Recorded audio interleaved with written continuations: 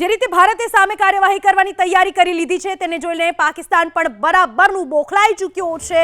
ભારતની ડિપ્લોમેટિક સ્ટ્રાઇકથી પાકિસ્તાન બોખલાઈ ચૂક્યું છે, ડરી રહ્યું છે, ફફડી રહ્યું છે હવે પાકિસ્તાન, કારણ કે ભારતની ડિપ્લોમેટિક સ્ટ્રાઇક હવે શરૂ થઈ ચૂકી છે।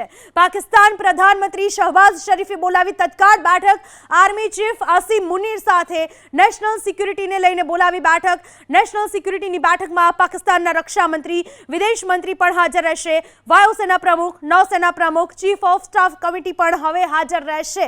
હવે બેઠકોનો દોર પાકિસ્તાને શરૂ કરવાનો વખત આવી ચૂક્યો છે, પરંતુ આ બેઠકોથી કંઈ જ નહીં વળે। આતંકવાદને ખતમ કરવામાં આવશે, કોઈ પ્રકારે આતંકવાદનો ડોળો ભારત સામે સાંખી લેવામાં આવશે નહીં।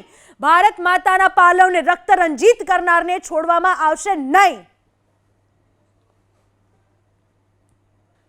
ભારત સરકારે લીધેલા 5 મહત્વના નિર્ણયો, જેનાથી લાગશે પાકિસ્તાનને ઝટકો।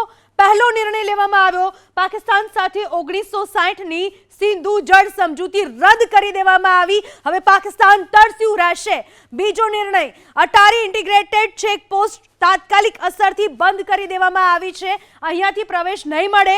ત્રીજો નિર્ણય, પાકિસ્તાનના નાગરિકોને SARC વિઝા જે રદ કરવામાં આવ્યા અને જે નાગરિકો અહીંયા હશે એને 48 કલાકમાં ભારત છોડવું પડશે।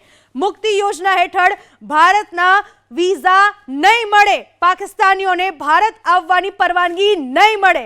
SAARC વિઝા પરના પાકિસ્તાનીઓને ભારત છોડવાનો આદેશ કરી દેવામાં આવ્યો છે। 48 કલાકમાં તેમણે ભારત છોડવું પડશે।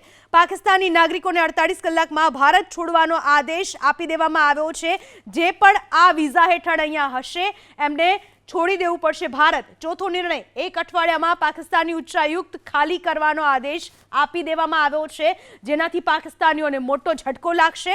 પાંચમો નિર્ણય, ઇસ્લામાબાદ સ્થિત ભારતીય હાઈ કમિશનને લઈને આ નિર્ણય લેવામાં આવ્યો છે, જે પાંચમો નિર્ણય લેવામાં આવ્યો છે। આ કુલ 5 એવા મહત્વપૂર્ણ નિર્ણયો છે કે જેને લઈને પાકિસ્તાનને મોટો ઝટકો, પાકિસ્તાનને મોટી લપડાક